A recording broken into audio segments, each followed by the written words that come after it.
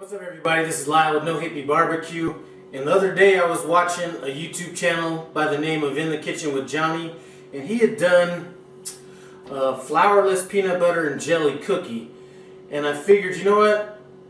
I could probably take it one step better. He weighs about 120 pounds, so he probably doesn't need to limit the sugar. What I'm going to do is come up with an extremely low carb, no flour peanut butter cookie. So what I'm going to do is bring you in, take a look what my ingredients are, and we'll go from there.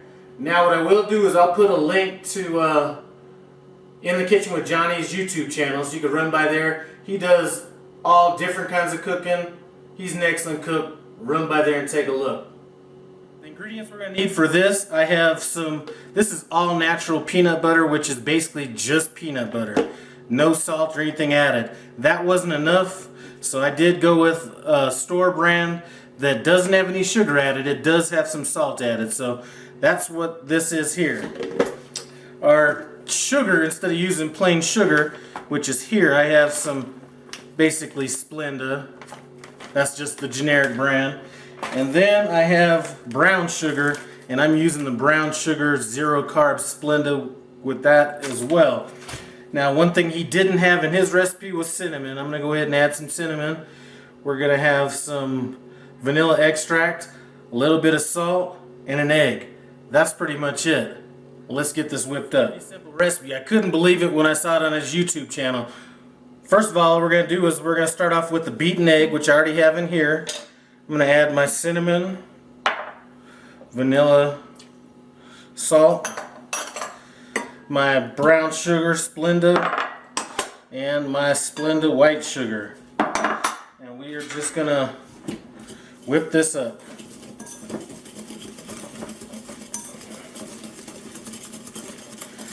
Now that we have it whipped up, now we're just going to go ahead and add our peanut butter to it. I may end up having to use this spatula since half of this peanut butter is natural and it's really thick, a lot thicker than what you would get out of a jar. Yep, I can tell you that right now. So I'm going to get working this stuff in, and we'll pick it up later. Basically, all I've done is I've taken, a pinch of dough, and then just kind of rolled it up, and then just placing it on this parchment paper, and I'm just going to kind of push this down, and then I'm going to flip it over. Now, Jonny did some designs on his, and he had the jelly. We're not going to do that. This is just, this is just a low carb cookie. We're not even trying to make it look all intricate or anything like that. We just want something to eat. Anyway, I'm going to finish rolling these out. We're going to get them in the oven at 350 degrees for 8 minutes. Cookies. Now, I did have them in the oven at 350 for 8 minutes, and I let them cool off a little bit. And just like Jonny had mentioned in his video, they're kind of soft, and I'd prefer something a little bit crunchier. So what I did was throw them back in the oven at 350 for another 20 minutes. So now I'm going to go ahead and let them cool off, then taste them. These cookies have had a chance to cool down a little bit. I haven't even tasted a bite of it, so this is going to be kind of my real reaction on this. I'm just going to take the smallest one here.